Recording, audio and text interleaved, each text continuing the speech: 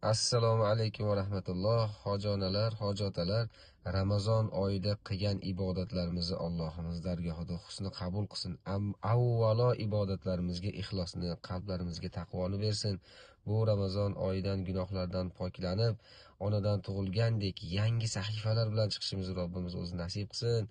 Ramazon oyidan unumli foydalangan bandalardan qilsin. G'aflatda o'tib ketgan bandalardan qilib qo'ymasin. Kelasi Ramazon oyiga ota-onalarimiz bilan, yaqinlarimiz bilan birgalikda yetib borishimizni Allohim o'zi nasib qilsin. Inshaalloh. Ramazon ro'zasi, tarovih namozlari, xatmi Qur'onlar, kimdirlar ihson qildi, hadya qildi. Allohim hammasini qabul qilib, qiyomat kuni o'zini boshiga soyabon qilsin.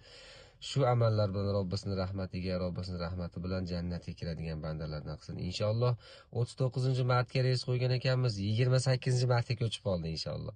14 kunlik ham bor, 21 kunlik ham bor. 554 83 83 08